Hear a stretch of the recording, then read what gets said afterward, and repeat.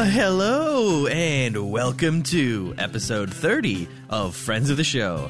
I am Stephen W. Skinner, and this is the only podcast where I get to chat with the funniest and nicest folks on Twitter. They're the Friends of the Show. This week's friend is Andrew Nadeau at AndrewNadeau0 on Twitter. Andrew is a very funny and nice fellow who shares his tales of injury and infestation. We chat about some funny tweets and have a great time answering some awesome questions from listeners just like you. And now, Friends of the Show, episode 30, with Andrew Nadeau. Maintenant. If you're dumb, surround yourself with smart people. If you're smart, surround yourself with smart people who disagree with you. This is Aaron Sorkin on his show, Sports Night.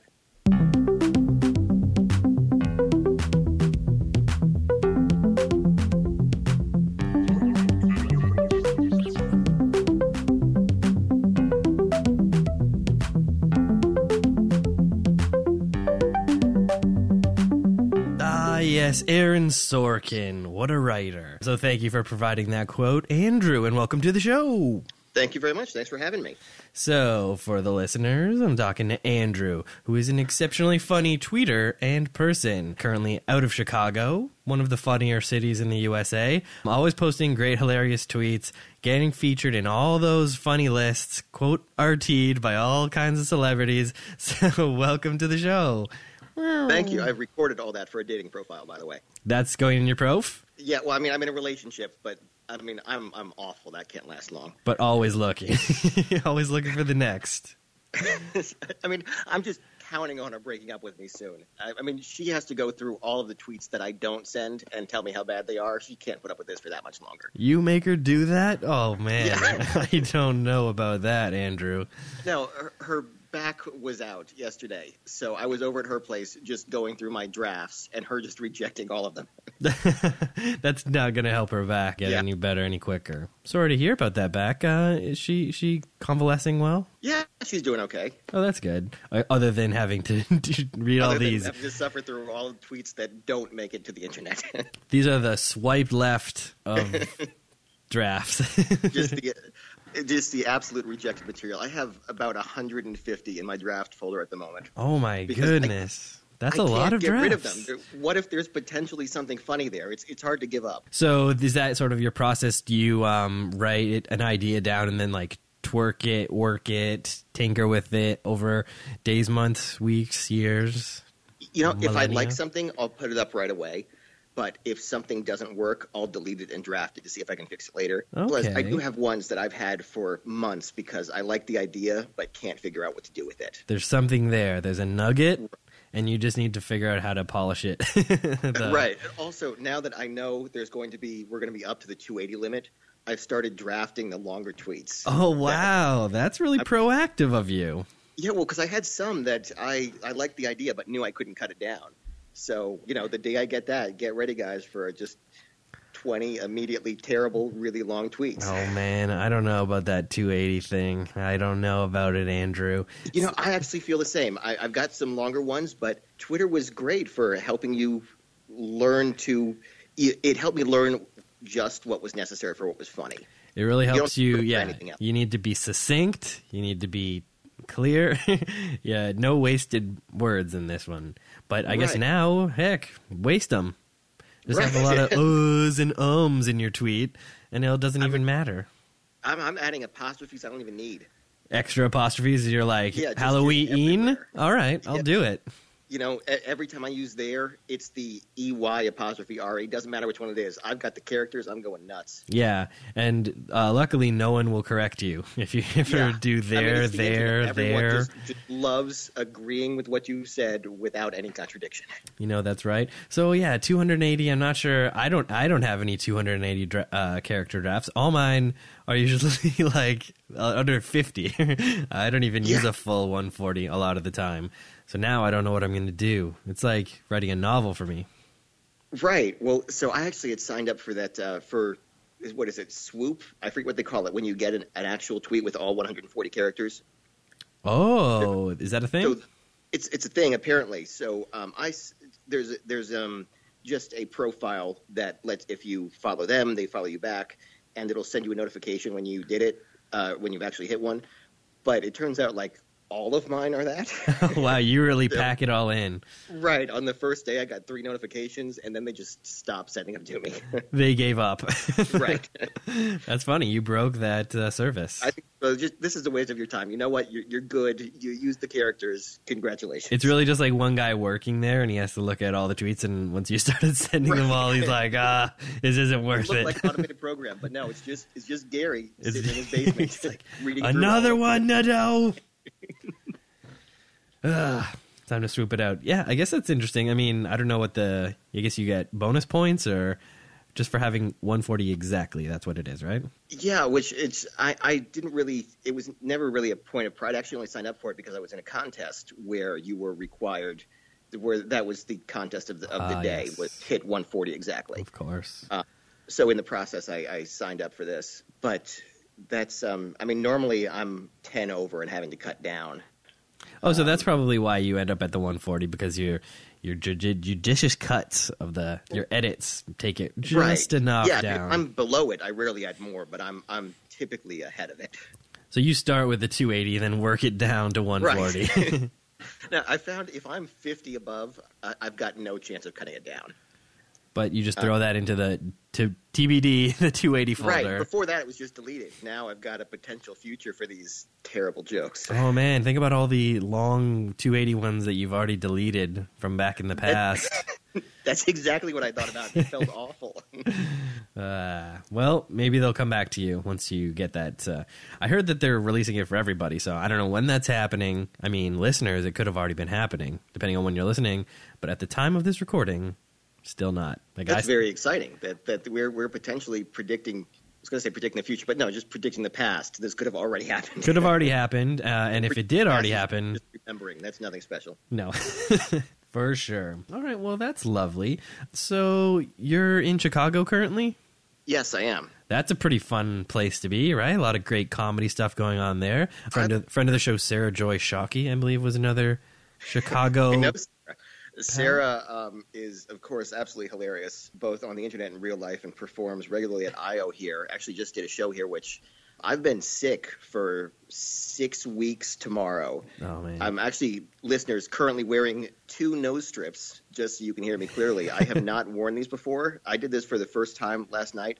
Turns out when you take them off, they just take off like the entire first layer of skin on your nose. But so, worth it for that free breathing, right? Right. It's just a sacrifice just for you, the listeners. Well, but, thank you. Sarah, I had to miss her show because I was sick, but she apparently put something together herself, put it on at I.O., and hopefully is still doing her improv there every Sunday. For anyone else in Chicago who wants to go check her out. All the Chicago listeners should definitely, A, be aware of Sarah Joy Shockey, and B, go check out her show. Yeah, absolutely. Get down there. So very funny. And if you haven't heard her episode, also very funny. You can check that out as well. A shameless plug already in the early goings of this podcast. All right. That's entirely what I'm here for, just the plugs. Cool. I think we talked about Chicago a little bit with Michael as well, home halfway. Michael is so funny and a good friend here. I've missed the last few, but I do trivia with him on Tuesday nights. Oh, so you get together with Michael on the reg, IRL. Yeah, he is. He's so funny, just a wonderful person and ridiculously smart too. So good trivia partner. Oh, good trivia partner. So you guys, do you ever win? We consistently come in second, which is very frustrating. That is frustrating, but I guess pretty good, showing you're, consistently right up there. Silver. Yeah, we do. Silver medal of trivia is what I was trying to say. All right, cool. Yeah, that's very neat. So, yeah, Chicago, bustling community. You had the Bulls dynasty in the 90s. Yeah, I've been here for 2 years. I missed all of that. Oh, so you're a recent Chicago guy. Yeah, actually, it'll be 2 years this month. Oh, well, congratulations on your 2-year anniversary. And you loving it so far? You going to stick around? I love it. Oh, yeah, I'm not planning on leaving. I moved up here from Florida. Okay. I moved up in November from Florida. Big change. The cold. I hated Florida. It was it was like the outside hated you. It was so hot all the time. So I'm here. It's my first really in the middle of a big city, but I love it. That's great. Yeah, and the weather difference, it's something to get used to, but coming to you from Canada here, we're used to that as well. Like, we get the snow. You wear some socks, you put on a coat, you're good to go. That's right. I'm sure to wear those long johns if it gets extra cold. Yeah, I can't do that because I can't do the transfer from cold outside to warm inside. Oh, yeah, it gets real hot. Yeah. Once you're wearing long underwear inside and everyone's like blasting the heat because it's so cold outside, you immediately just become like a super disgusting sweatbox. That's exactly what happens. And so, no, until it becomes acceptable for me to like just go to the bathroom to change out of long johns. No, I'd rather be cold outside than drenched inside. Man, if they could only invent long johns that just didn't get hot when you came inside, that's $1 million idea. This is our patent pending $1 billion idea here. You got to figure out the science behind it, but we'll work on it. We've got guys for that. We'll bring that in. Yeah. So if you're a scientist out there, get at us at FOTS Pod. This is again why I'm here. Just the plugs. Scientists, FOTS Pod now. Yeah, that's it. And then I don't know what I have to do with like the scientist came up with the idea. I'm just a middleman, I guess. I'll be in the elevator. We'll do that pitch. Yeah. Yeah, we're the idea guys. We're the big guns they bring in to close the deal. All right. Well, now that we've gotten to the bottom of that, we will get to your story. Sure. So the story that you sent was titled, "The Time I Fell Through My Attic," or "I Flirted Terribly in an Emergency Helicopter." It's already two very exciting things right in the title. That's what I was going. I like the old Rocky and Bullwinkle titles where they would give you the or. Oh, that is good. Yeah. So I was 18, maybe, and in Florida, and the air conditioning had gone out. So I went up to the attic. Now, it's important you know that I have none of the necessary skills to fix this. There was a guy there that was doing this, but he needed to show me what was going on, and I was going to nod like I had any understanding of what he was talking about. So I was so unfamiliar with this that I didn't realize you had to walk on the cross beams. I know anybody who's worked in their house immediately thinks I'm an idiot, but I hadn't been in the attic. You don't know until you know. Right. So stepped on one of those, little pieces of wood that you immediately fall straight through onto my cement floor 12 feet below. So a 12-foot plummet through the ceiling. It was, I imagine, very dramatic and cool looking. I don't know for sure. Yeah, if you were in the room where you just fell into, that would be very exciting. Right. So I'm on the ground and just everyone is panicking, and I'm too shaken to realize this is like a big deal. I'm just annoyed that they're panicking. So, I when telling the story afterwards, I realized I had to correct it because it sounded like I was brave. I wasn't. I just had no idea what was going on. So after just under a minute in, I was able to start breathing again. So at that point, it was like, oh, okay, well, if I can breathe, I'm probably fine. But they call an ambulance, and I am taken to a helipad to be taken to a care facility where they're prepared to deal with this. So there is this really cute EMT who is wearing like French braid pigtails or braided pigtails. I have no idea what the French braid is. And I go to my standard. Everyone is very anxious. Let's diffuse the tension. Plus, she's cute, and I think I flirt well because I'm 18. So I'm confident I'm being charming here on this helicopter ride over. You're like strapped down on a gurney, getting right with the neck brace on. Yeah, for the full gear. And sure that I'm entertaining her on this ride over. So I get to the hospital and I find out later that night that I had been like in and out of consciousness the whole time. So I thought, the seamless flirting. At one point, I guess I'm just passing out and then picking up with the line a minute later. So I probably didn't woo her that much. And so I'm thinking, okay, so, that to begin with is not great. And then I'm discharged 2 days later. And I'm looking for my clothes, and they said, "Oh no, we had to throw this away because you threw up all over yourself in the helicopter." So, not helping your flirting. No, and that woman is now my wife.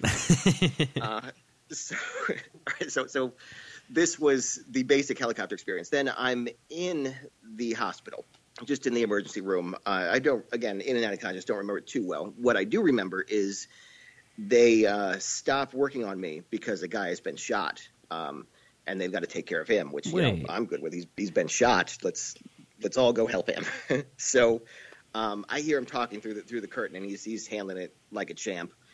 And they say, okay, we got to put a catheter in, which, no one is looking forward to. So they put the catheter in for him, and he immediately goes, oh, man, that hurt worse than the bullet.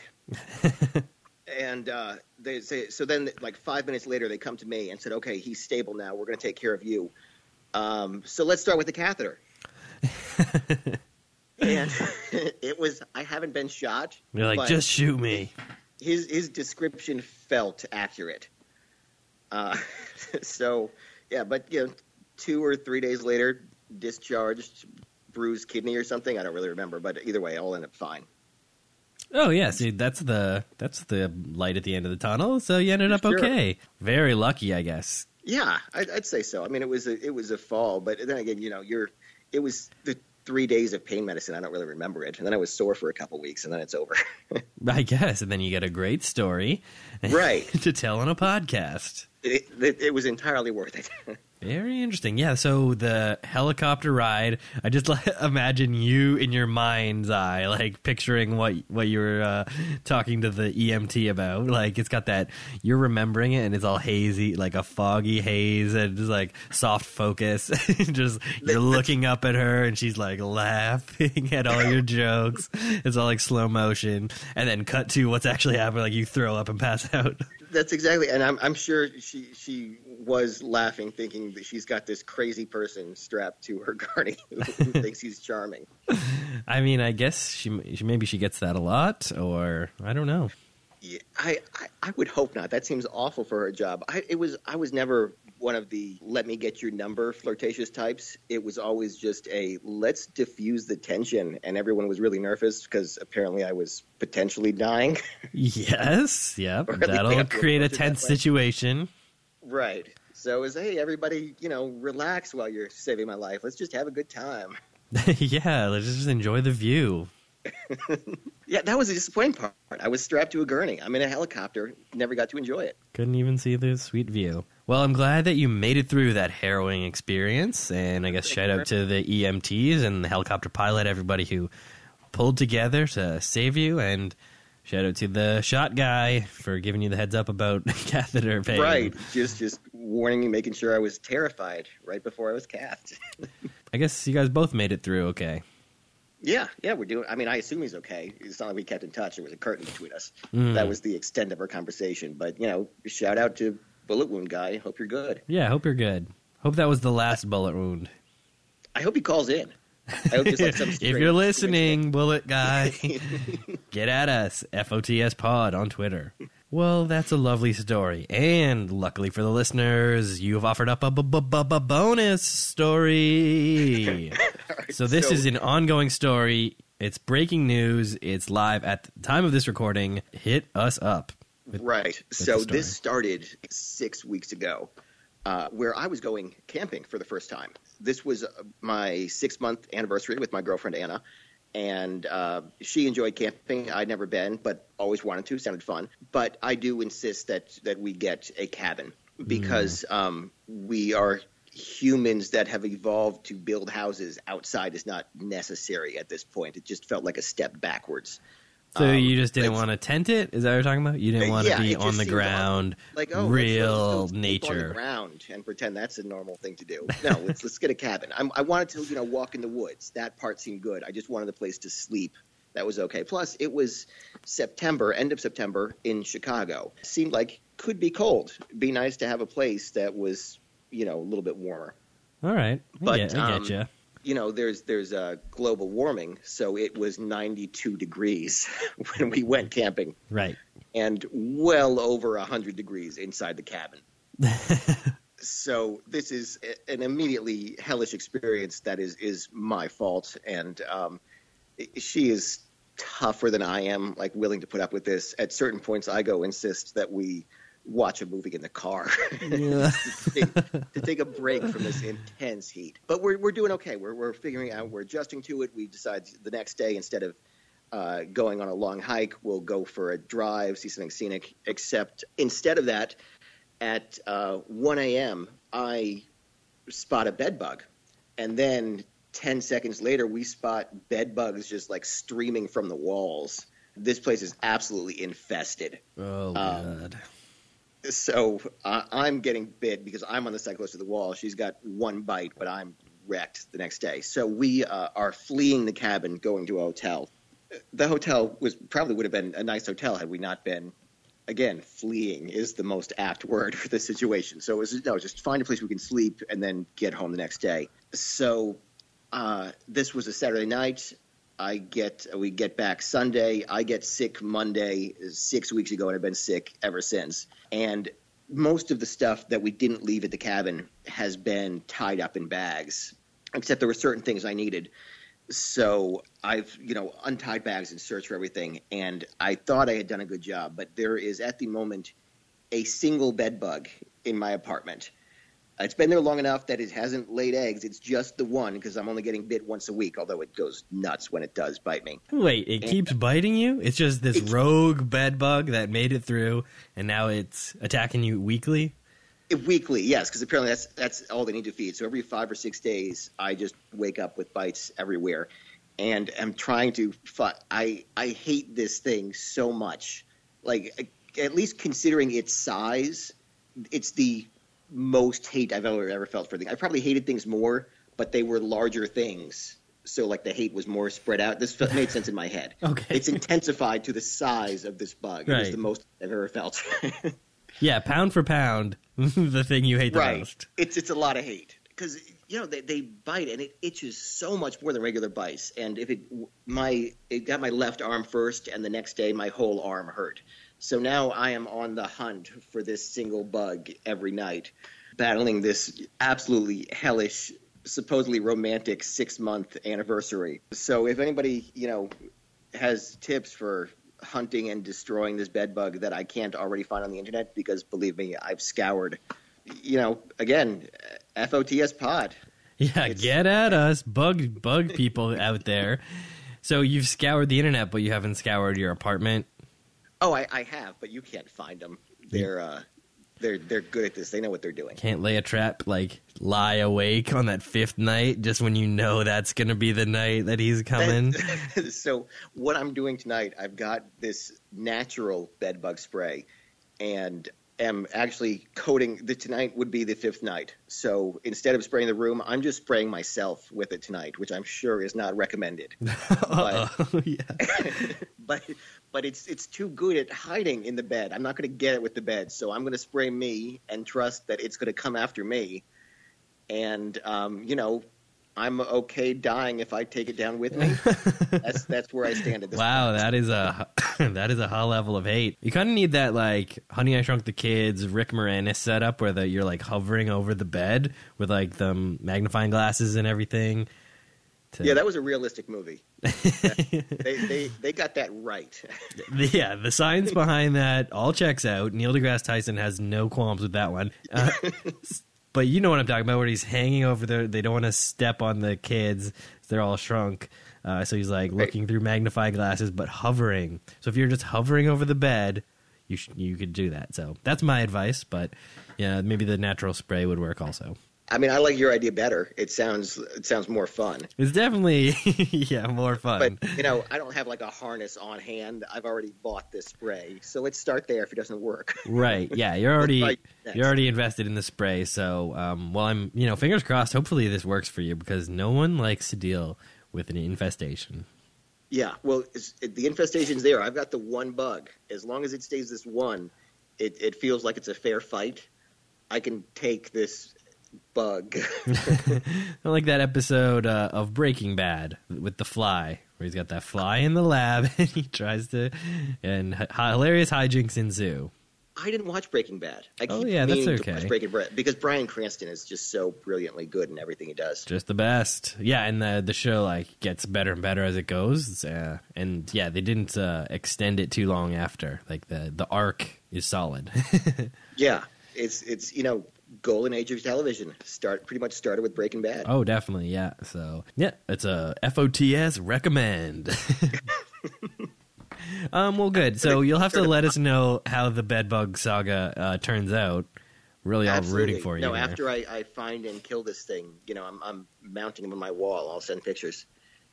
Yeah, and we hope you feel better off this 6-week illness. I'm also a little bit. You can kind of hear it in my throaty voice, but a little bit. Have had a cough for a while.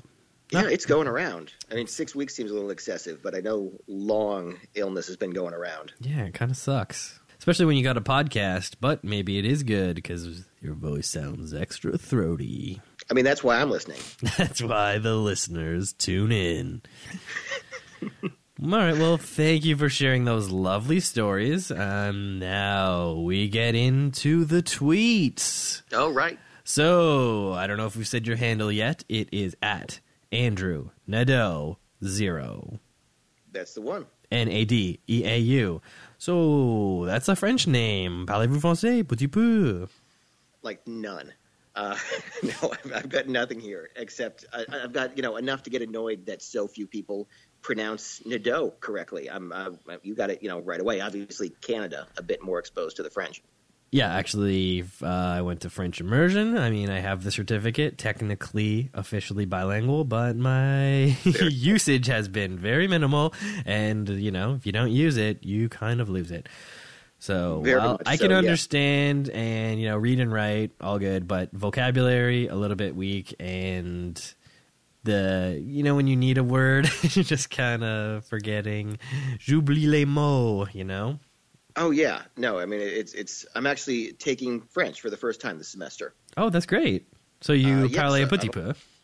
So well, I've been, sick, so I've missed so much at this point, and I refuse to get less than an A. So I'm not sure how I'm going to make it up. Oh, you got to get that. You got to get one of those apps. You got to get Duolingo or. I've heard Duolingo is amazing. Yeah, I've been. It's it's such a great language. Actually, I just bought my plane tickets. I'm going to France in February. Oh, magnifique. Yeah. Yeah, they speak a little bit of a different French, but like when I went to Paris, I tried to speak French. I mean, I could speak French, but when I would like speak to someone in French, they would just immediately switch to English. Oh, really? Yeah, just Canadian French? Not good enough. Yeah, not good enough for them. Now, my grandfather was. I was going to say born in Canada, but either way, he grew up in Canada. French was the first language. Monsieur Nadeau, from Quebec. Exactly. And so we heard a lot about the Canadian French, and it didn't hold up to France French. Of course not. Of course. They're quite snobby. They're both very snobby, but in their own ways. They've been doing it longer. They got it down. Yeah, I guess that's true. They have the original setup. Right. All right. Well, good. So we know that you're of a French descent, but not really. But not really. No, I've got the name. That's it. Yeah. Well, that's good.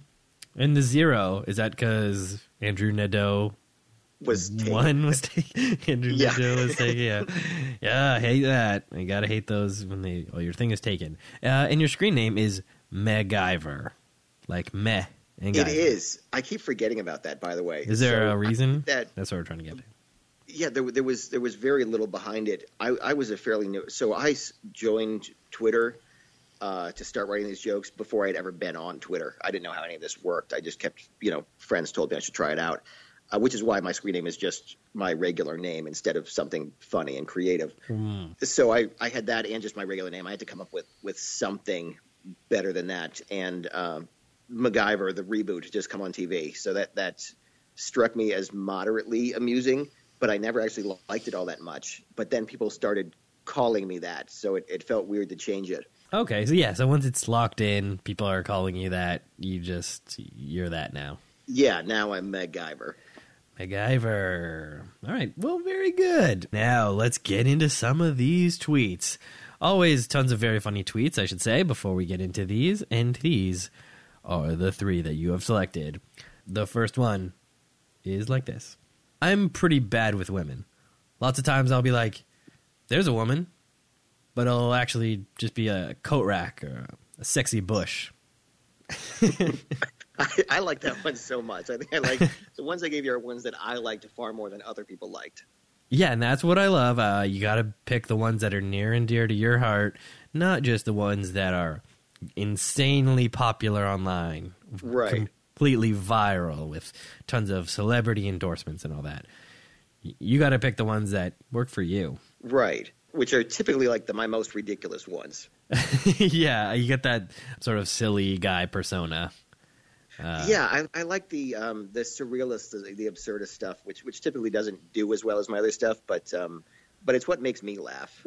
That's what's important, Andrew. That is what's important. A coat rack or a sexy bush. Which was what got it for me.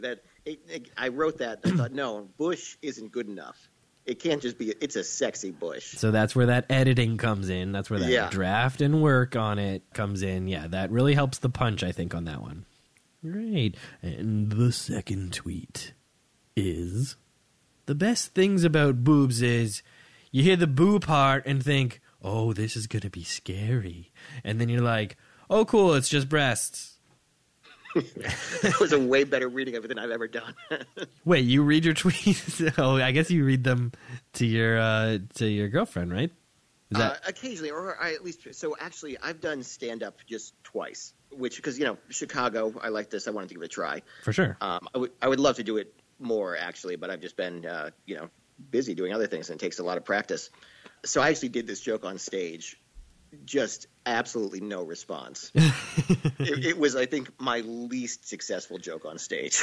Oh, really? But you still like it? You still believe in it? I still like it. I'm not sure it's one for the stage, but I at least like it written down. And that's the thing. Like, some of them work as, spoken jokes, and sometimes they don't work at all spoken. But if you read it, you're like, that's good. So I don't know. Like, there's a weird dichotomy between like tweets that work as spoken word jokes, stand-up jokes, and then ones that are just visual only. Yeah, and I think after a while you start learning how the medium works, and because you're writing for an audience that's reading them, that's how you write. They tend to be jokes that read a lot better than they're said out loud.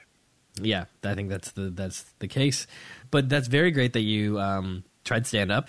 And so it went okay? Like, a lot of was it all jokes that were from tweets, or do you have sort of a longer form setup and punchline? I think all of them were from tweets. I mean, growing up, Stephen Wright was my absolute favorite comic, which for any listeners who don't know, he absolutely does surrealist stuff, and they're mostly one-liners with very little setup. And I tried writing stories, and I could never do it. And then I think someone had just pointed out that, you can do Stephen Wright style too. so I gave it a try. I just went through my tweets and took the ones that I thought could be read out loud, and tried to add a little bit more background to them. But yeah, it was mostly just modified tweets. Yeah, that's good. And it is great because that's sort of the style of your jokes. But it is harder because you have to pack a ton more jokes into like a 5-minute set than you would if it was sort of more longer form stuff. Oh yeah, it's a lot. So that's the challenge. I mean, each one only takes about 30 seconds, even if you're giving it a setup. And they're all sort of non sequitur, right? Like, it's just like bam, bam, bam. They're not, unless you sort of weave it in a tale, which is the difficult part. It's sort of, you're just like, here's this, now here's this, now here's this. That's exactly how it read, and. It was, I mean, I tried to link things together, a couple political ones, a group of relationship ones, but the big thing for me to work on for next time is just to figure out how to get a little more background into each one. I like them short, but having a bit more setup I think would help.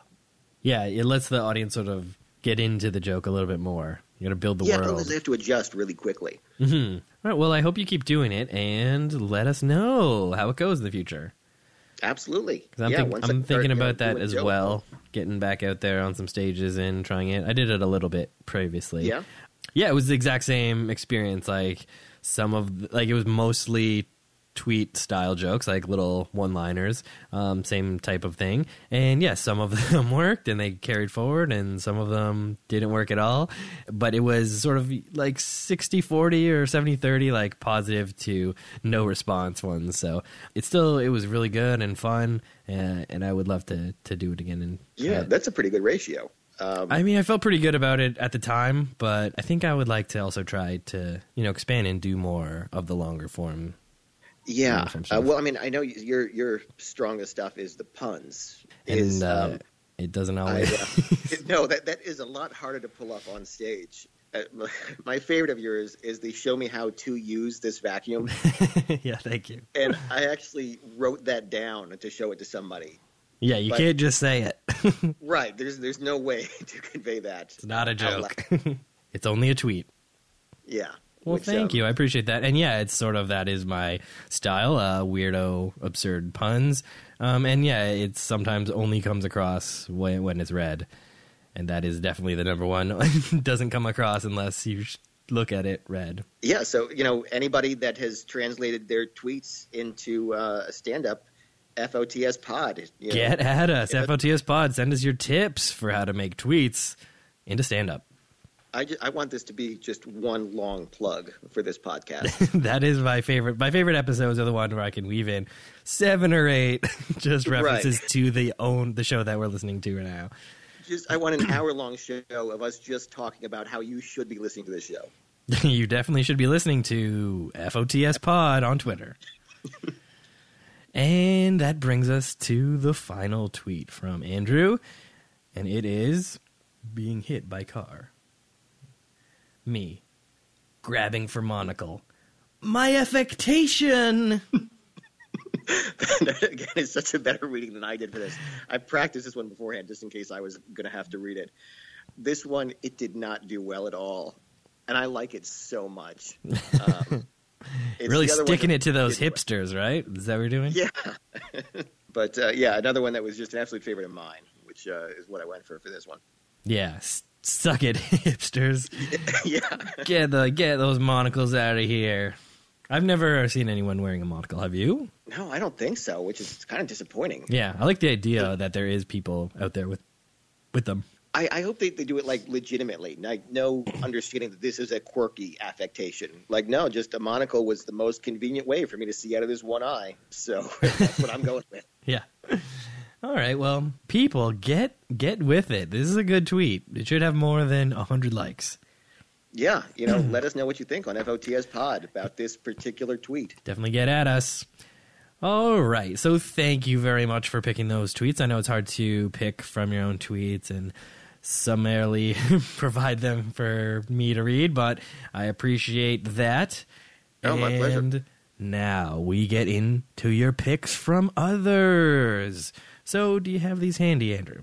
I absolutely do. All right, well, let's get to it. So the first one from Sky at I Am Space Girl. One of the best out there. She's the best. This is one of the funniest tweets. It is, and an impossible one to read, but Sky is actually my all-time favorite account. I've got a number tied for number 2, but I called people to tell them the day she followed me. I was very excited. Well, congratulations. That is a very good get.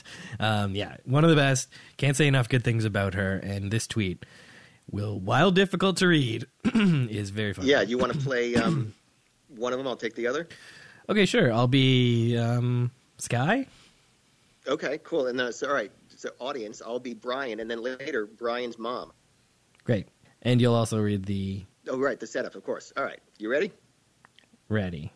If Facebook was real. Me. Cool shirt, Brian. Thanks. Hours later, a knock at my door. Yes? I also like that shirt. That was Brian's mom. Yes, that was Brian's mom at the end. It's got it going on. One of the funniest tweets. It's so real, plucked from real life. If you've ever been on Facebook and you've seen that random comment from like someone's mom or aunt, and you're like, oh, geez, embarrassing. Yeah, this one still makes me laugh every time. It's so true. Brian's mom just stalking Brian's friends. I think we're all happy that Facebook isn't real. Yeah. Thank you for picking that one. One of the best. Remember, everyone go follow at I am Space Girl for all your hilarious Twitter needs. Okay. Absolutely. And the second tweet is from our pal Hunter at Huntigula. And the tweet is as follows. Guy, what does it eat? Me, with a falcon perched on my shoulder.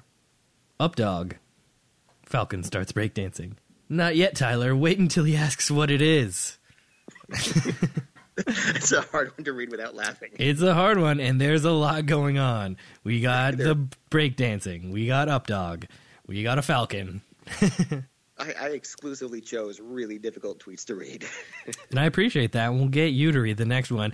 But this one, let's talk about Hunter. He is great. Everyone should follow Huntigula for very funny tweets such as this. Like, only does good tweets, too. I don't think I've seen a bad tweet by him. Yeah, he's very selective. He doesn't tweet. He doesn't, like, blast them all out like hundreds of tweets a day. But when he does tweet, absolutely. That's the good stuff. All right, so that brings us to the final tweet that you have picked. From literally hundreds of tweets on Twitter, this one is from Matt, at Matt, with one T, Crow, C-R-O, M-A-T-C-R-O. It's Matt. Would you like to read this one? Another great account. Oh, this is just a back and forth. You want to take one of these? Oh, sure. I will be the girlfriend. Good. Then I am me, who we assume is Matt in this scenario.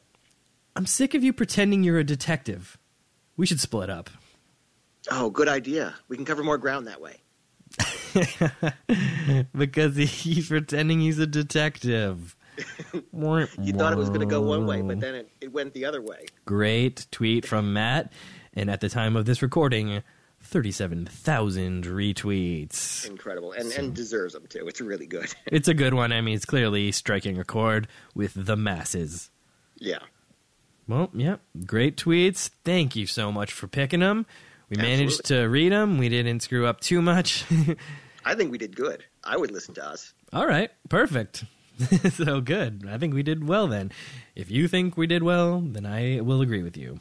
And now we get into everyone's favorite segment, Questions from Twitter. This is my favorite segment. So thank you to everyone who has submitted a question to at FOTS Pod on Twitter. And be sure to follow for future question asking opportunities. And the first question from Twitter comes from our good pal Maddie at Feeling Euphoric on Twitter. One of the very funny newer people out there. God, she's new and she's killing it. She's just new and she's killing it. Those are two great and true descriptions of her account. So funny and really interactive in the community. She's so nice and lovely. And can apparently do like everything. She draws, she does the live tweet read, she plays music. Just if it's artistic, she can do it. Yeah, that's true. I watched her play a cover song on her acoustic guitar. Just very lovely stuff. Really good, everything she does. So yeah, she's going to skyrocket to the top of Twitter very soon. So everyone should be already following at Feeling Euphoric. And we'll get to her question for you, which is, what is your least favorite breakfast food? Least favorite. Oh, okay. Hard-boiled eggs. Interesting. Not just breakfast foods, one of my least favorite foods in the world. I like other eggs, pretty much all other eggs, but I cannot stand hard-boiled eggs. But wouldn't the food be the same? So if it was a different style of eggs, you'd be fine with it? Yeah, I eat other eggs. So because the food, I mean, it's the style of preparation, but that wouldn't make it your least favorite food. We need to make sure we're answering these questions properly. I just want to be clear. Wait, okay, so if my least favorite food was a specific cereal, that wouldn't count. It would have to be all cereal. No, it would. Yeah, no, a specific cereal works because that's the food.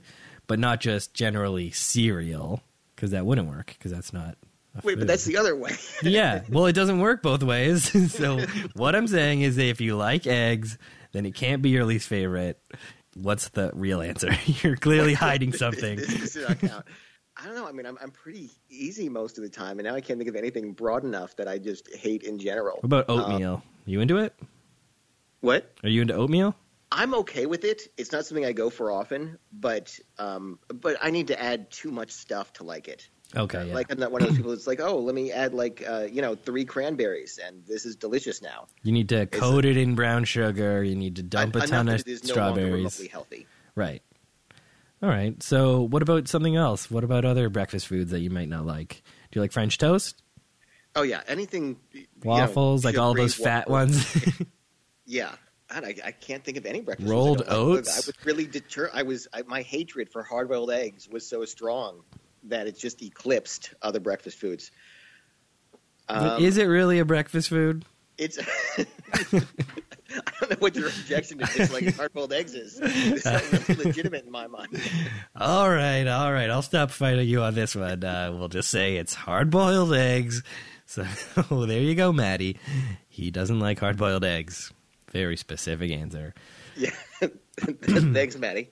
Thank you, Maddie, for your question. And the next question comes from Llama in a Tux, at Llama in a Tux. And they ask, what are you going to be for Halloween?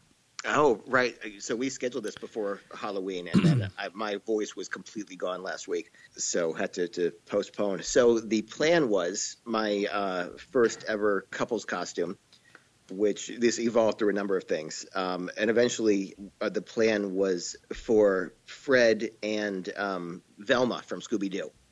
Okay, yeah. Which, because it seemed easy to put together, and she needed something that could work independently at work. Before that, the plan was Inigo Montoya and Wesley from Princess Bride. Okay. You killed my father. I liked way more, but apparently her going as Wesley wouldn't have held up as a solo costume. So we adjusted, and then her back was out, and I was sick. So instead, we just stayed at home and watched Young Frankenstein. In your full costumes as Inigo Montoya. I was wearing jeans, but, so that it was part way there. So you just went as two sick people. Yeah, that was it. All right. Well, we should say this is past Halloween. Halloween has already come and gone. Everyone's gotten their candy. We've already gotten the discounts on the candy. So I hope everyone had a safe and spooky Halloween. That was very spooky. I bought it. Okay. So thank you very much, Llama in a Tux, for that question. And the next question comes from Caitlin at Kate Huls, Huls. And her questions. What is your favorite book, movie, show, or song? Book, movie, show, or song? Yeah, so okay. pick. So first you got to pick one, and then what is the favorite of that? Oh, okay. I thought I had to do one of each. It's or. It's or. It's the qualifier or. Wow. Okay.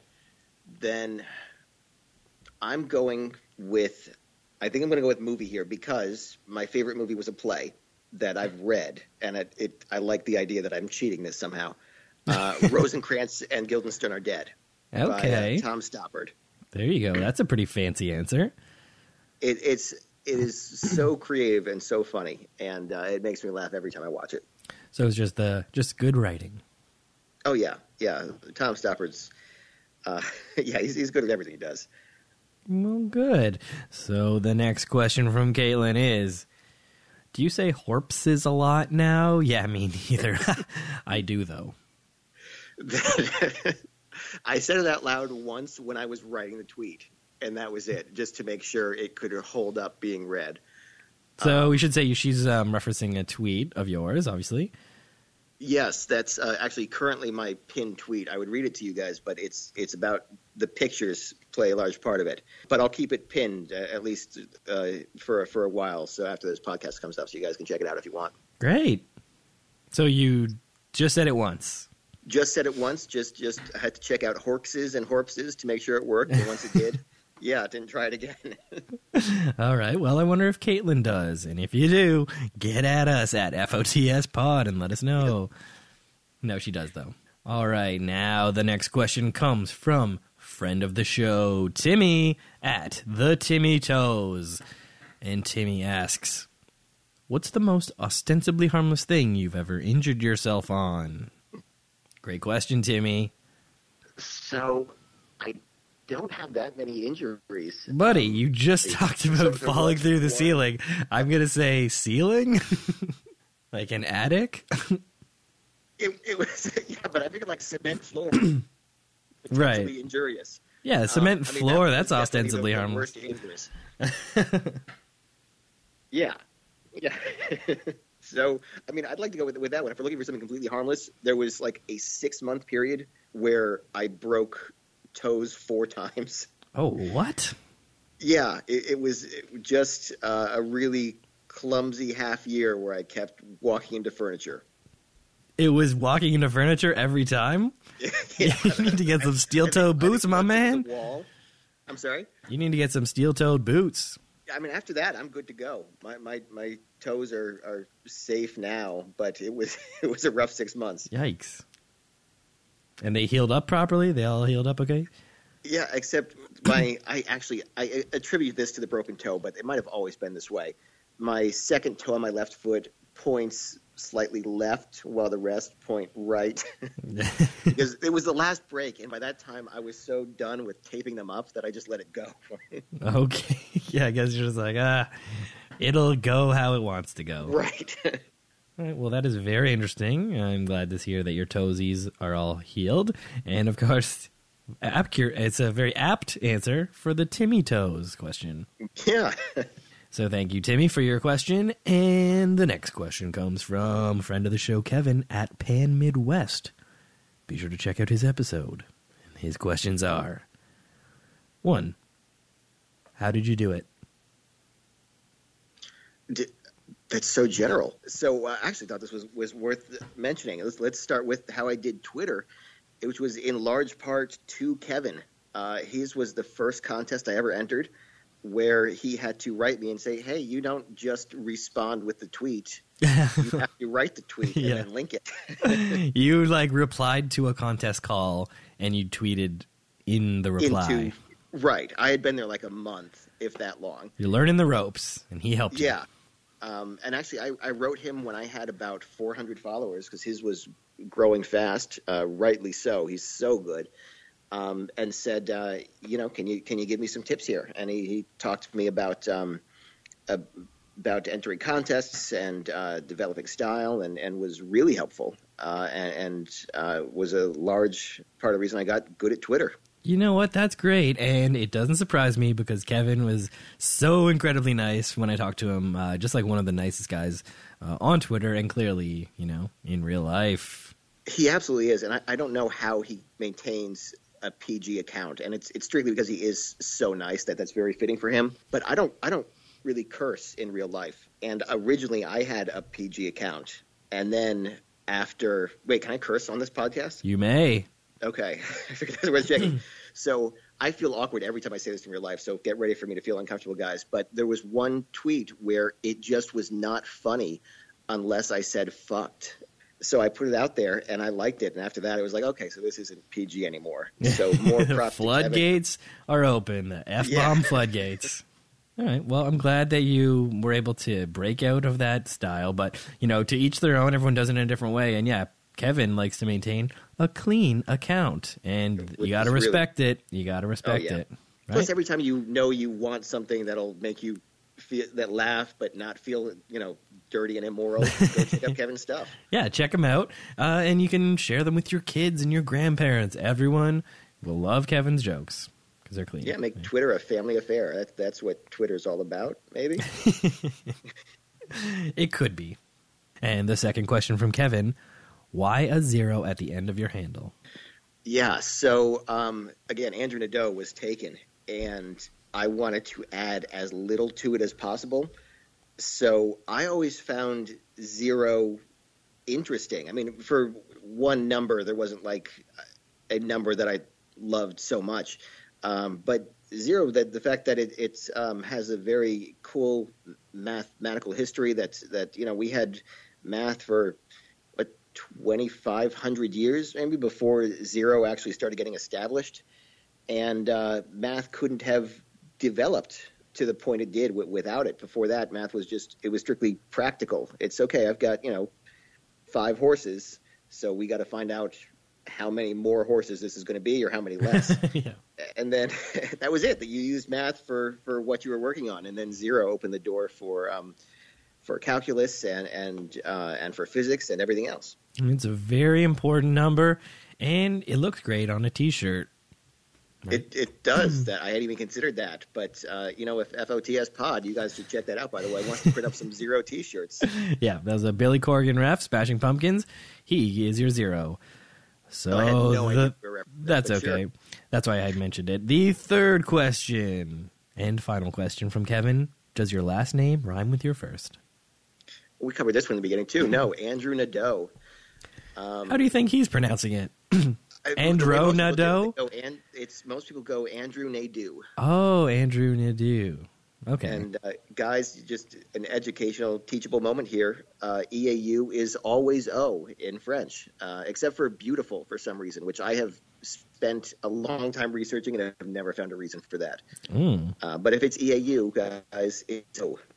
And that's your lesson for the day. So thank you very much, Kevin, for those great questions. And now, the final question. From Yabcat at Owen39, that's Ohen 39. One of the very, very funny accounts on Twitter. He's super blown up recently. Yabcat, he had a 100K tweet. He was actually my 1,000th follower. Oh, was he? Did like streamers drop from the ceiling? No, he wrote me and said, I'm your 1,000th follower. And I've been talking to him a bit since. He's a smart guy, writes some good stuff. He had a 100,000 like tweet, and then 3 days later, one that's now over 200K, which is unbelievable. So yeah, absolutely blown up, and yeah. Oh, sorry, I interrupted like a dozen times. Let's get to the question. All right, the question: how are you this funny? Can you prove that there aren't 3 different groups of talented writers behind your account? Oh, I don't have the money for that. No, if I had the funding, yeah, I would not be doing any of this. A lot of people on Twitter. I write a lot. I realized just recently that I've been on Twitter just about a year and a half now, and I've written about 5,000 jokes. Just keep going, keep writing stuff. Workshop groups, which I don't do much anymore, just because I'm terrible at maintaining the chats. But there are so many people on Twitter. Read everything you can and learn from them. Yeah, and for the listeners, definitely go and follow Owen if you want to learn how to do incredibly viral tweets, because he just friggin' figured it out. Yeah, he keeps doing it. He keeps doing it. So, and it's not just like a fluke. Those are really very funny tweets. So I can't recommend it enough. Everyone go follow the Yabcat. And that is it. I guess that brings us to the end of the show. We did it, Andrew. We made it all the way through. This was great. A lot of fun. Great. Guys, I don't know if you've heard of this thing. It's called FOTS Pod, but you should check that. Everyone should be checking it out. And speaking of FOTS Pod, let's play that sweet, sweet theme and say goodbye. Thank you very much, and goodbye. Thanks, Andrew. I've had a great time chatting with you. And I hope you feel better soon. Absolutely. Me too. And watch out for those addicts. Well, that's it. I hope you enjoyed this week's episode with Andrew. Be sure to follow him on Twitter at AndrewNadeau0. And send us a note if you listened, or if you didn't. Please follow at FOTS Pod on Twitter and send questions for future guests. Please follow at Skinner Steven on Twitter for tweets that remain under 140 characters. Visit the URL StephenWSkinner.com for all the old episodes. And subscribe on your preferred podcast platform for a brand new episode every week. Thank you to Ruby Coast for the music. And thank you for listening. Have a great one.